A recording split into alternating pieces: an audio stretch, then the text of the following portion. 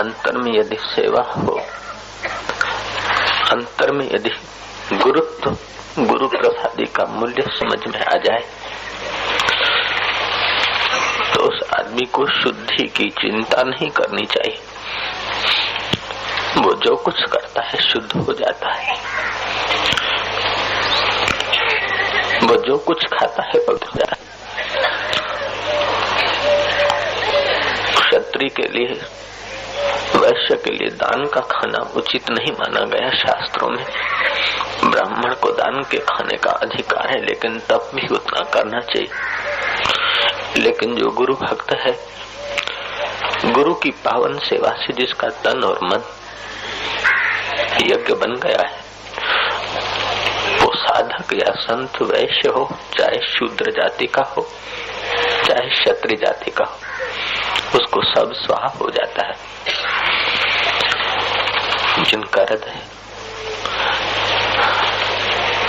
का कब्जा गुरु भक्ति ने ले लिया है, उनको तीर्थ रटन से क्या काम, उनको मंदिर भेटन से क्या काम। उनका मन मंदिर हो जाता है, उनका तन शिवाला हो जाता है, वो चलते फिरते शिवालय हो जाते हैं, वो चलते फिरते मंदिर हो जाते हैं। जिनके हृदय मंदिर में गुरुत्व ने कब्जा लिया है, ज्ञानेश्वर जैसे, एकनाथ जैसे, एकलव्य जैसे, टोटकाचार्य जैसे सतपात्र शिष्यों को याद करने से, स्मरण करने से, उनकी कथाएं दोहराने से आज भी सहस्त्र लोक पावन हो जाते हैं। ज्ञानेश्वर महाराज की गुरु भक्ति जब सुनते हैं तो अच्छे अच्छे गुरु भक्त, अच्छे अच्छे संत, अच्छे अच्छे वक्ता भी पिघल जाते हैं। धन्य है ज्ञानेश्वर महाराज, धन्य है उनका अंतःकरण जो गुरुत्व को संभल पाया, गुरुत्व को समझ पाया।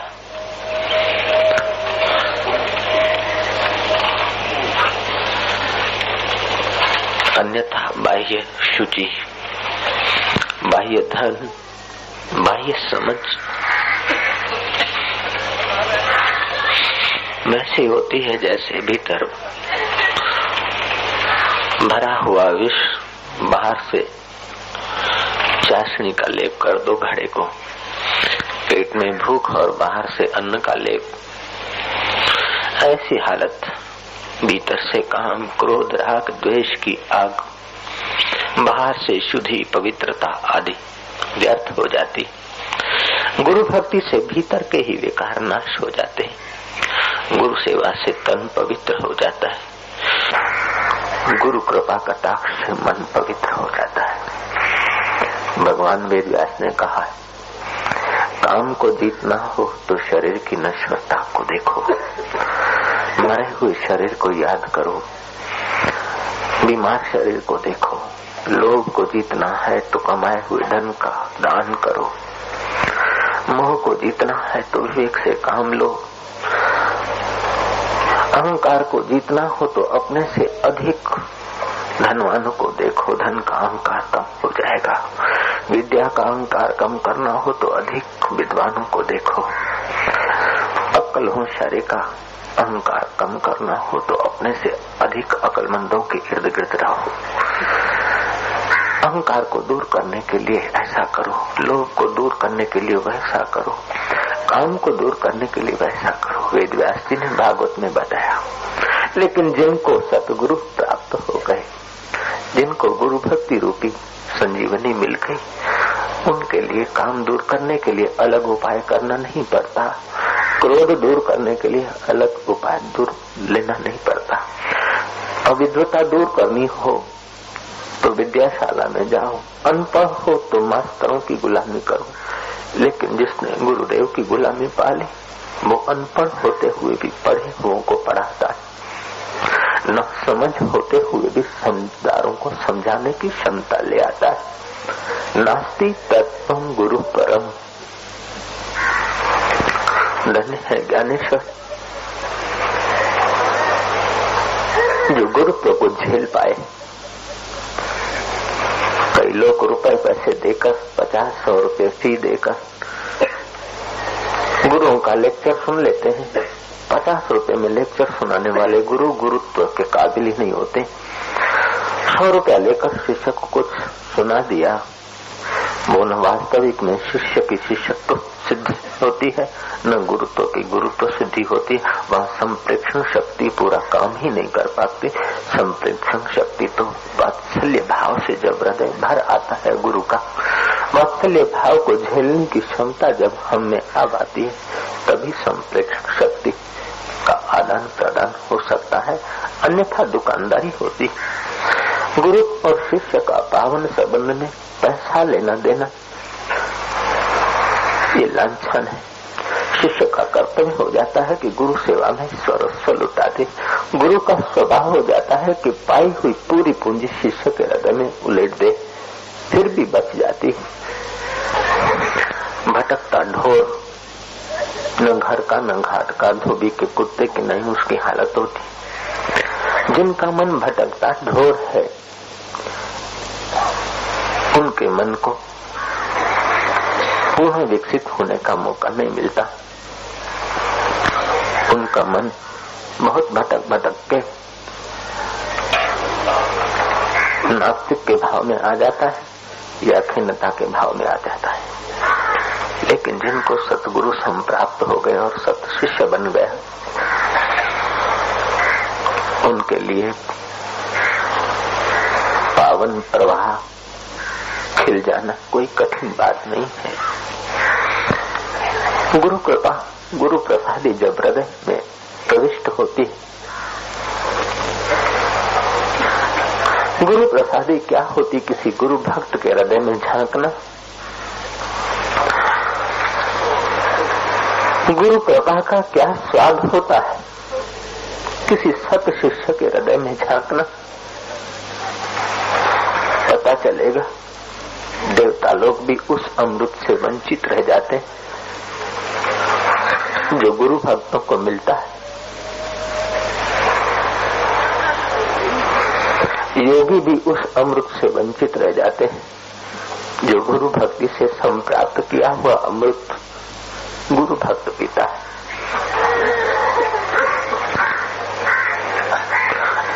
कर्मी उस अमृत से बहुत दूर रह जाते हैं।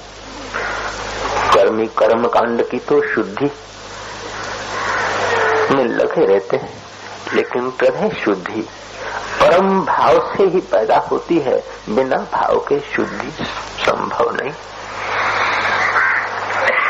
तीर्थों में नहाते हैं हम लोग, एक फल होता है, लेकिन गुरु भक्त मिल जाए, उनके सानिध्य में आते हैं हम, तो 4 फल मिलते हैं। धर्म, अर्थ, काम और मोक्ष 4 द्वार खुले हो जाते हैं गुरु भक्तों के सानिध्य में।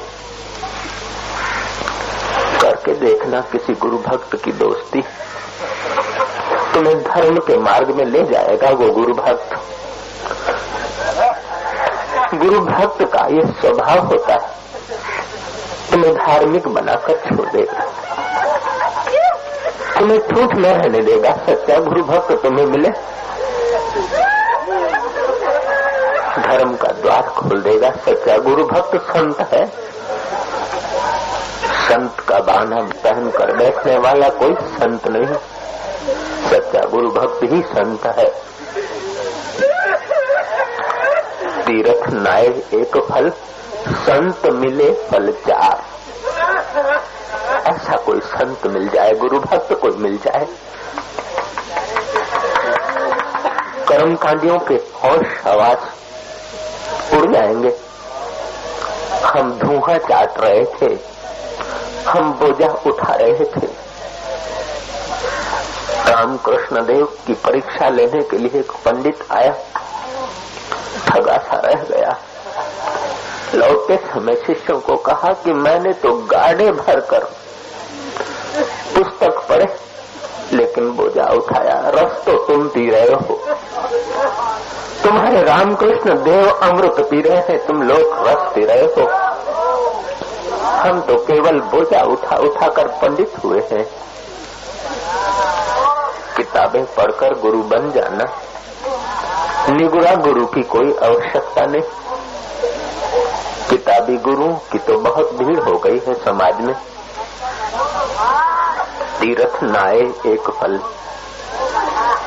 संत मिले फल चार। कोई सतगुरु का प्यारा मिल जाए, चार द्वार खुल जाएंगे। धर्म, अर्थ, काम और मोक्ष के द्वारों की ताकत क्या कि वो बंद रहते। जब किसी सदगुरु का सतशिष्य तुम्हारा हाथ पकड़ लेता है, तुम निश्चित समझना कि धर्म, अर्थ, काम और मोक्ष के द्वार बंद नहीं रह सकते। जब सतशिष्य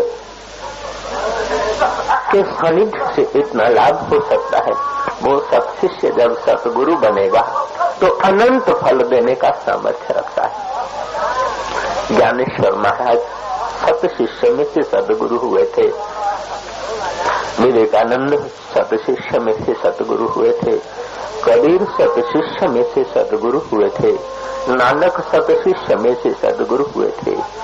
तीर्थ नाए एक फल, संत मिले फल चार, सदगुरु मिले अनंत फल, कहे कबीर विचार।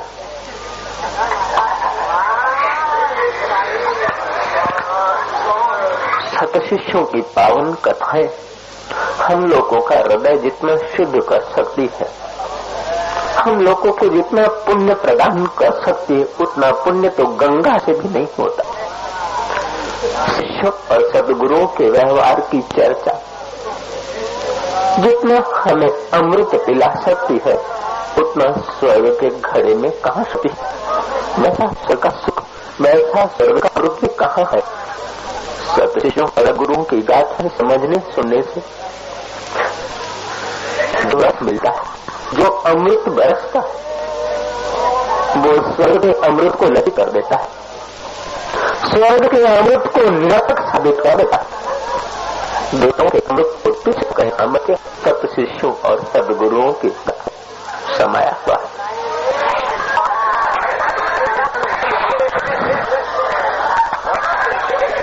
इस पर लेकर सुन ली विशिष्ट करते ही रहेंगे, लेकिन अपना हृदय सदगुरु श्री चरणों में भिलाया, सदगुरु के हृदय में प्रविष्ट हो गए। वो शिष्य वे लोग बदगी है, वे लोग पागल है, उन्होंने गाय को पाला मस्ती ली जाती है, तो बात समझ लिया कि अमृत का दिया जाता है, वे लोग पागल है।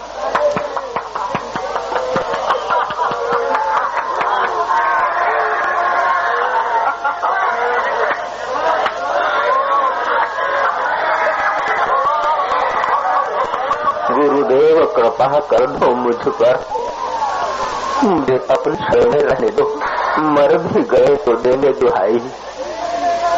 ये नए और जुटते इन नयों को बीतने दो। गुरुदेव कृपा कर दो मुझ पर, मुझे अपनी शरण में रहने दो। सिर पे छाया घोर अंधेरा, सूझत नहीं राह कोई।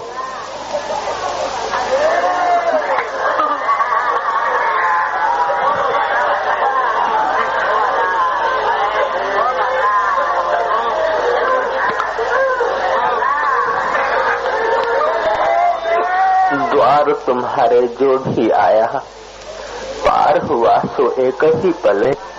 इस दर पर हम भी आए हैं, इस दर पे गुजारा करने दो। ये सेवा का गीत है, भाषा नहीं है, भाषा इतनी नहीं होती जितना भीतर का संगीत प्यारा होता है। गुरुदेव दया कर दो मुझ पर। तुम इस बात को मैं नहीं कह रहा हूं, दोहराने से मुझे आनंद आ रहा है। मेरे गुरुदेव की याद में मेरा हृदय से पावन हो रहा है।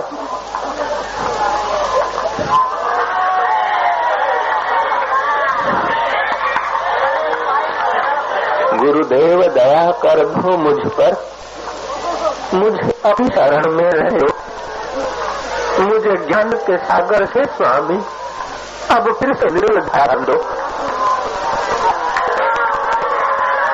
आनंद संत थे, बहुत सारे शिष्य थे, उनके आनंद में मस्त थे। निजी असलियत को आधे संत थे निजानंद स्वामी। लोग रात उपदेश कर रहे थे कि तुम सच्चिदानंद हो, निजानंद हो, तुम भी तुम आत्मा हो, शरीर जन्मता, शरीर मरता है, तुम नहीं जन्मते मत दादी।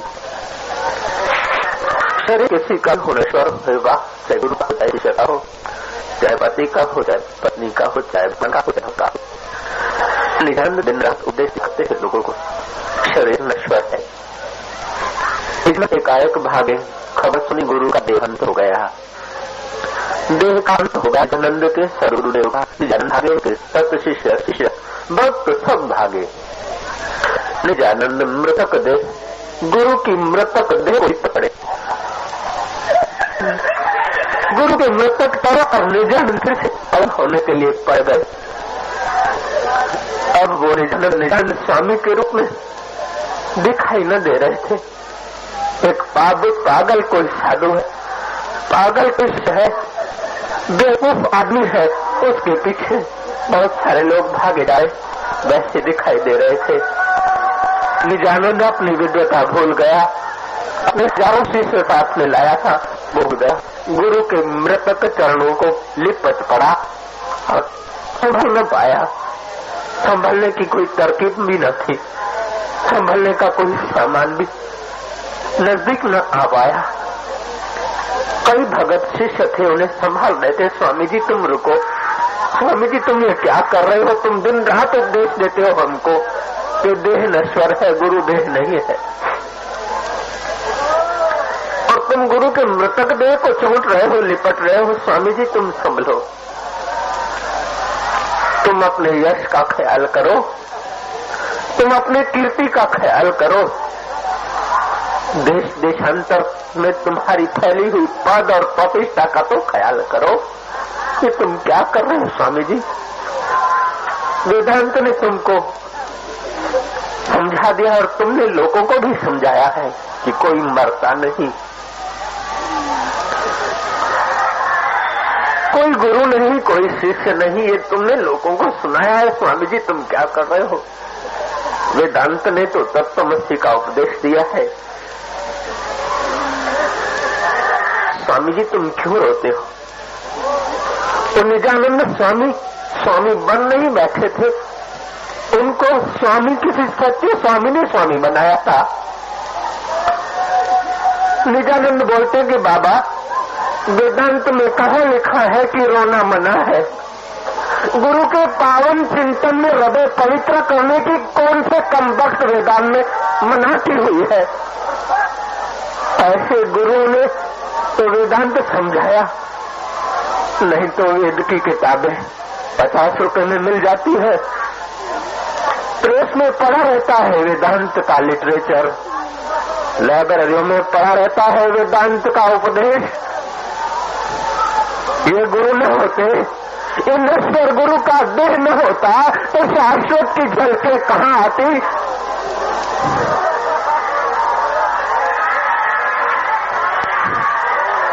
सिद्धांत में देह गुरु का नश्वर है, लेकिन मेरी अनुभूति में गुरु का देह नश्वर मेरे लिए नहीं है। गुरु की स्मृतियां मेरे लिए शाश्वत है।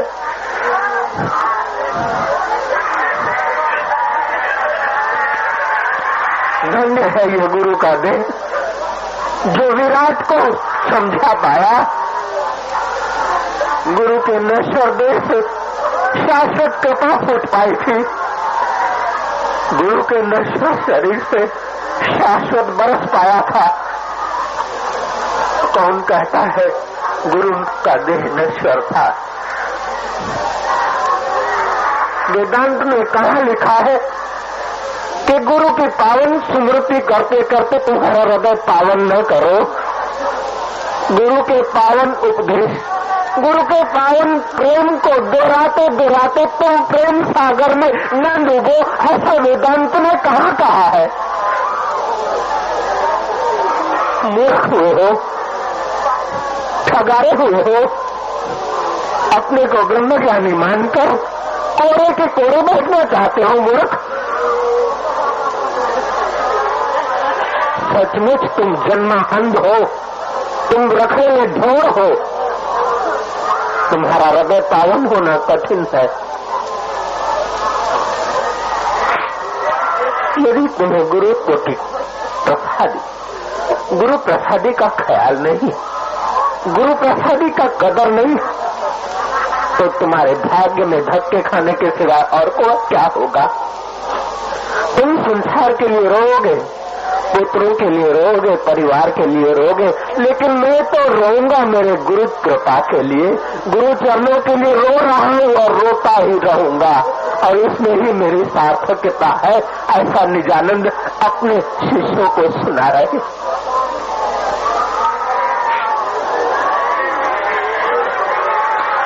निजानंद अपने आप में न समाता था। जहाँ निहारते थे, जहाँ एक बार कुछ पुकारते थे, स्वयं वो निज स्वरूप हो जाते थे। ऐसे निजानंद गुरु के चरणों में लिपटे हैं, गुरु की याद को ताजी कर रहे हैं, गुरु की घटनाओं को हृदय पटल पर लाकर हृदय पर से संसारी महल, संसारी संसार को अलविदा दे रहे हैं। धन्य होंगे वो निजानंद स्वामी। उस निजानंद के चरणों में हम लोगों का फिर से नमस्कार है। ऐसे निजानंद सतगुरु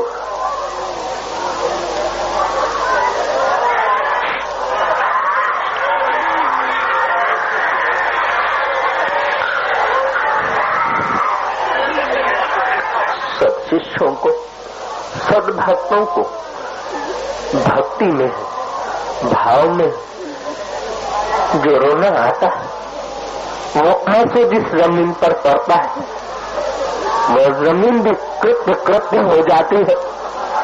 उस जमीन का भी धन्य भाग्य हो जाता है।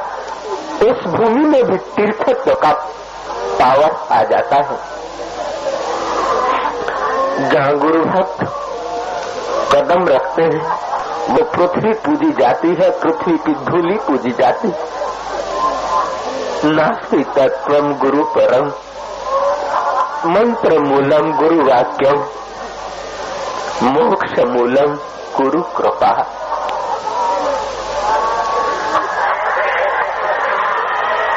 निजानंद ने अपने गुरु कृपा को पहचाना, गुरु हो गए। ज्ञानेश्वर गुरु कृपा को पहचान कर गुरुत्व को उपलब्ध हुए। एक नाथ जी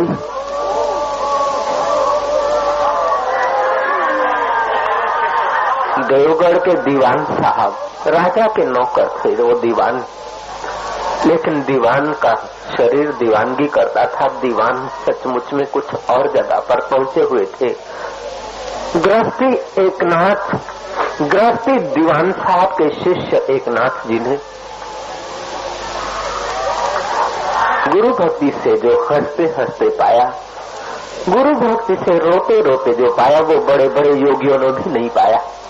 योगी तो आंख फोड़ के नाक कान को परिश्रम देकर समाधियां करते थे, फिर कहीं जाकर मन शांत होता था। एक नाथ का तो गुरु सेवा से मन शांत हो जाता था। गुरु की स्मृति से एक नाथ का हृदय पावन हो जाता था, और वो पावन हृदय ने हजारों हजारों शिष्यों को पावन किया। एक नाथ के आश्रम में एक विधवा माई का पुत्र रहता था। मूर्ख लड़का रहता था, पूर्ण पूरी खाने के लिए रहता था। उसका असली नाम लोग भूल गए, उसका नाम रखा पूर्णपुरा। विशेष पढ़ा लिखा न था, लेकिन गुरु कृपा का अधिकारी बन गया था पूर्णपुरा। संत एकनाथ के आश्रम में खूब वैभव था, खूब धन संपत्ति थी। उनका लड़का शास्त्री पढ़ा था। एकनाथ का लड़का, एकनाथ कोई ग्रंथ लिख रहे थे और शिष्यों को कहा इस ग्रंथ की पूर्ण पूर्णाहुति में शायद न कर पाऊं, शरीर शांत हो जाएगा। तुम लोग मेरे बेटे को देना ये ग्रंथ पूरा करने का, लेकिन उम्मीद कम है, क्योंकि वो मुझे पिता मानता है, शास्त्री पढ़ा है, विद्वान है, बुद्धि में झंझट उसको बड़ी है, हृदय की प्रसादी वो झील नहीं पाया है। ये ग्रंथ तो मैं छोड़ जाऊंगा, लेकिन वो पूरा करने में शायद समर्थ न होगा मेरा पुत्र। जब उसके हाथ की बात न रहे तो ये मेरे शिष्य पूर्णपुरा, मेरे पूर्णपुरा को ये ग्रंथ पूरा करने को कह देना। अंगत शिष्य परेशान हो गए, बोले बाबा जी क्या कहते हो?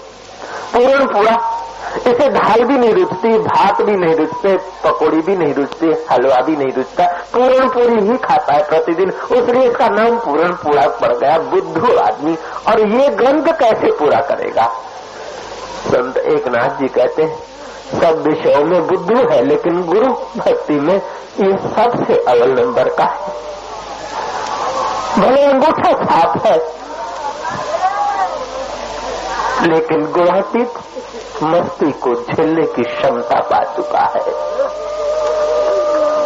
इसके हृदय के द्वार खुल गए, चौकट ही हट गई है। द्वार क्या खुलेंगे, चौकट हट गई है। तो गुरु के आदेश को पूरा पूरा ले लेता है, छिलते और खाल बाहर नहीं फेंकता। इसके वहां छिलते जैसी कोई चीजें नहीं पहुंचती, जब पहुंचता है तब जूस पहुंचता है। इसकी गुरु कृपा इसे इतना पावन कर चुकी है कि ये ग्रंथ लिख लेगा। वह भी ऐसा पूर्णपुरा, विधवा स्त्री का पुत्र, पूर्णपुरियों का शौकीन, असली नाम गायब कर चुका था अपनी गंदी आदत के कारण, लेकिन उसके साथ एक ऐसी दिव्य आदत की, ऐसी पवित्र आदत पड़ गई थी उसे कि सारी गंदगी दब गई। एक ऐसा सद्गुण उमड़ आया कि सारी बेवकूफी उसमें बह गई। कई ऐसे अनपढ़ शिष्य तर गए, कई ऐसे मूर्ख शिष्य तर गए, जो विद्वान गुरु भाई देखते ही रह गए। शंकराचार्य का वो मूर्ख शिष्य तर गया, जिसको कुछ याद नहीं हो पाता था,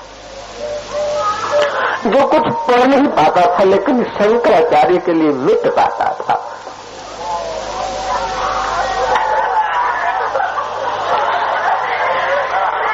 जो शंकराचार्य की कृपा को झेल पाता था। ज्ञान ध्यान कुछ नहीं जानता था, मंत्र और मंत्र का न्यास कुछ नहीं जानता था। जिसको गुरु प्रसादी गुरु मंत्र मिल गया, उससे मंत्र न्यास करने की झंझट काहे की बाबा रहे। न्यास तो तब तक करते रहे हम, विधि विधान की गुलामी तब तक करते रहे थे जब तक हम अहंकार सहित थे। जब गुरु के कदमों में सिर दे दिया, अब न्यास करने की झंझट कौन करे बाबा।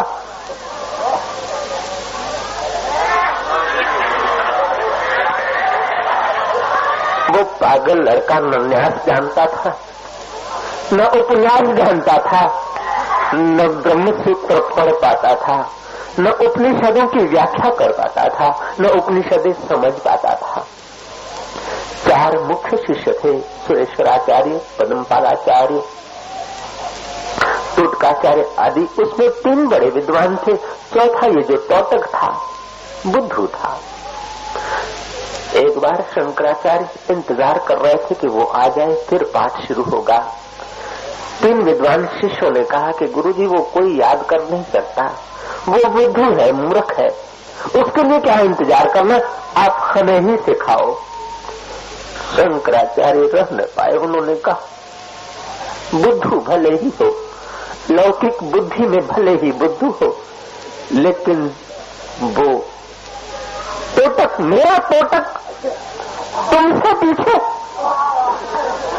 तुम्हें दिख रहा है पागल। अरे टोटक, जो इन्होंने पढ़ा है वो तू गाता गाता आ, और ये जो पढ़ेंगे वो तू चिल्लाता चिल्लाता आ जा। टोटक तक के हाथ में तो राख थी, लेकिन जिह्वा पर सरस्वती आ गई। गुरु कृपा ही केवलम, शिष्यस्य परम मंगलम। गुरु प्रसादी।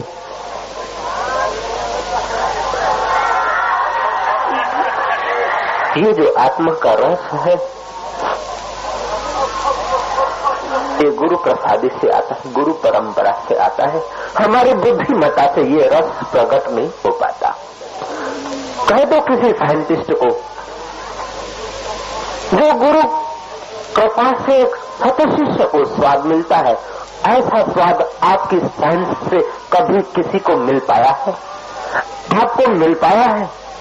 बड़े से बड़ा वैज्ञानिक ढूंढ के आओ, बड़े से बड़ा दार्शनिक पकड़ के ले आओ, और किसी सदगुरु का सत्य शिष्य जो मजा लूटता है, वैसे मजे की खबरें पूछो उससे।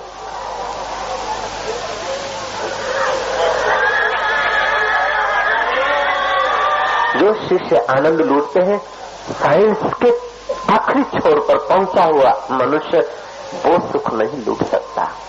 साइंस के सब साधन, विज्ञान के सब साधन मिलाकर जो सुख कोई व्यक्ति ले सकता है, वो सुख अति तुच्छ है, अति तुच्छ है।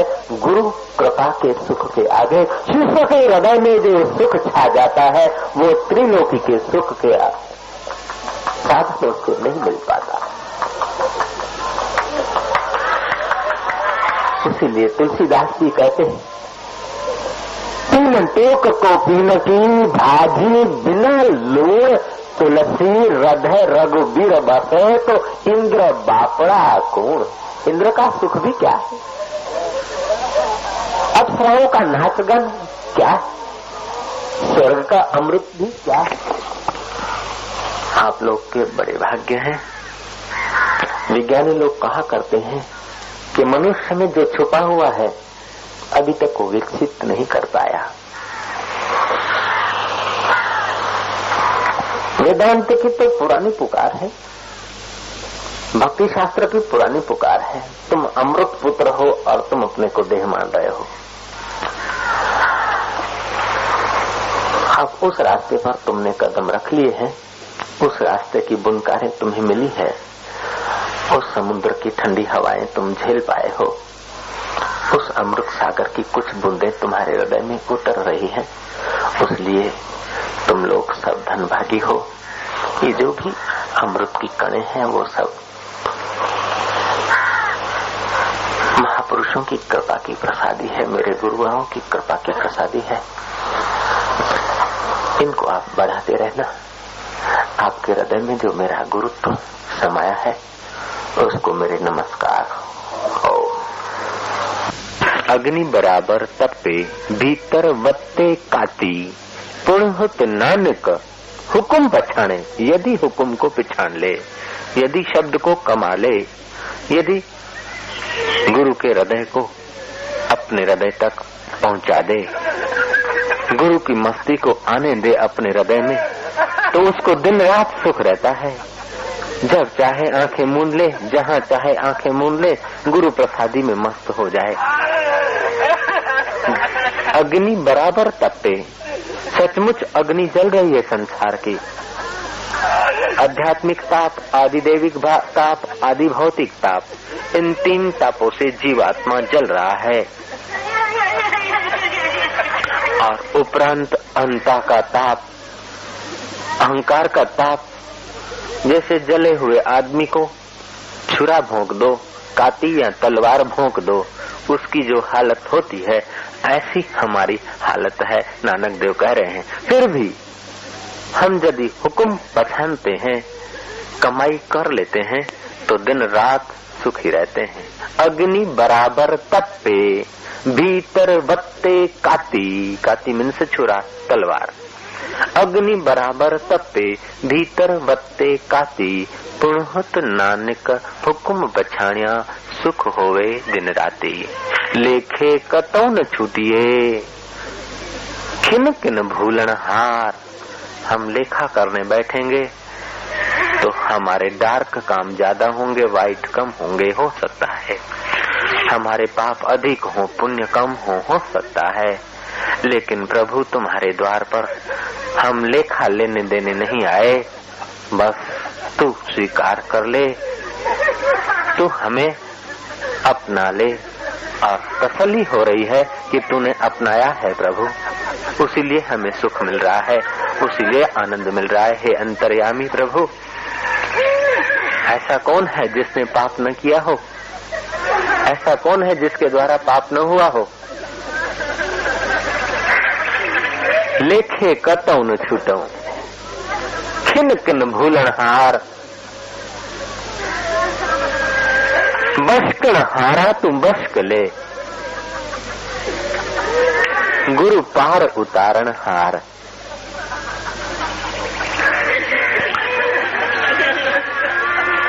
जो भी किए हैं पाप, उसका पश्चाताप करके तेरे चरणों में विसर्जित कर देते हैं प्रभु। आज के बाद न करेंगे, लेकिन तू बचाते रहना।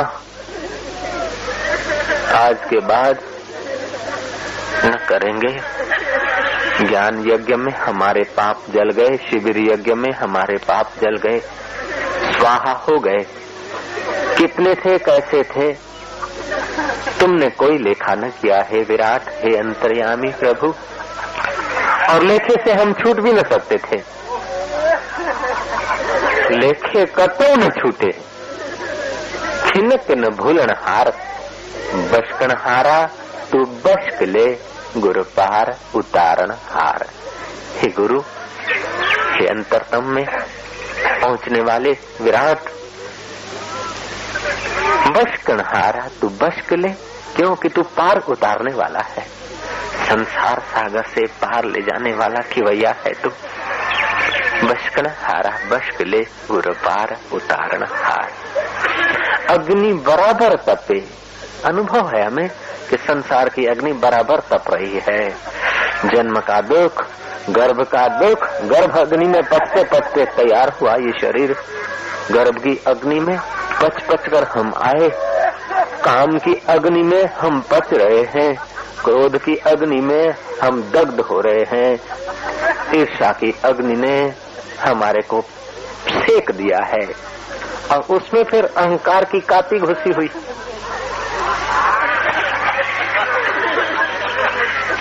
कोई आदमी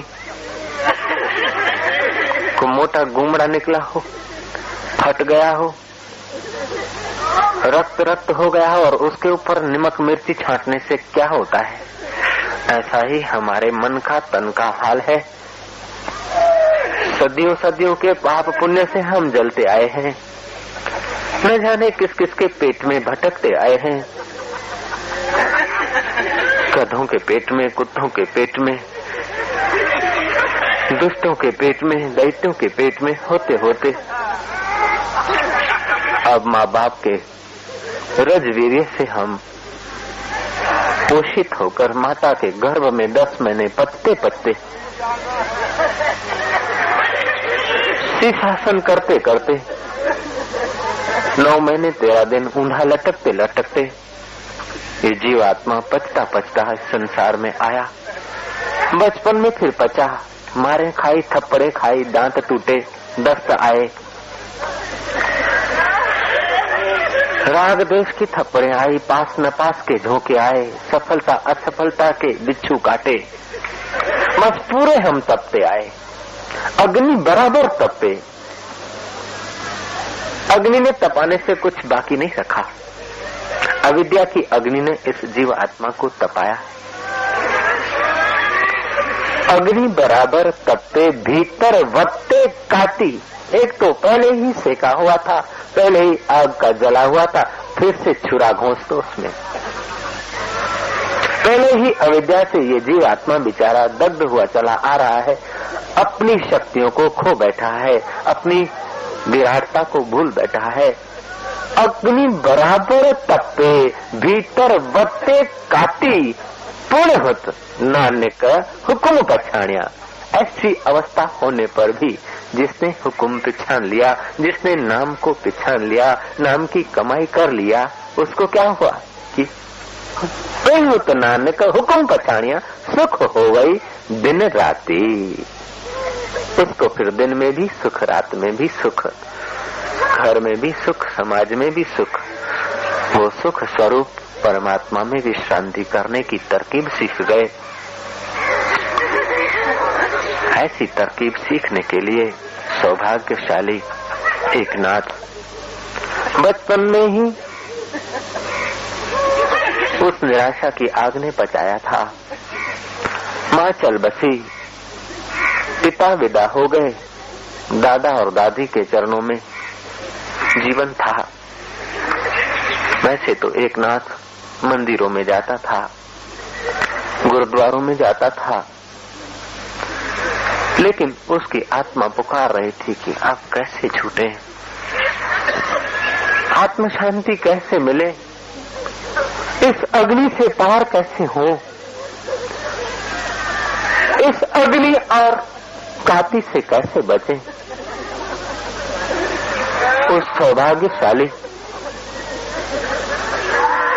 बालक एक नाथ के मन में ये प्रश्न बार बार आन खड़े रहते और उसे संसार की नींद से जगाने को भीतरी पुकार होती रहती कि आखिर क्या। दिन उगा, दौड़े घूमे पढ़े, ये क्या वो क्या, रात हुई सो गए, फिर दिन हुआ रात हुई, दिन दिन पल पल पहर पहर सप्ताह सप्ताह होकर आयुष्य बीती जा रही है और वही अग्नि में हमारा शरीर पच रहा है, वही अविद्या की आग में हमारा जीवन बीत रहा है। कई भजनों में भी जाता था वो एक नाथ बालक, मंदिरों में भी जाता था, लेकिन उसकी अंतरात्मा रोती रहती थी कि हाय मैं अभागा ठगा गया, 5 वर्ष का पहला पार हो गया और मैं अभी तक ऐसे का ऐसा। छोटा सा ध्रुव चल पड़ा परमात्मा के रास्ते पर और मैं रुका हूं।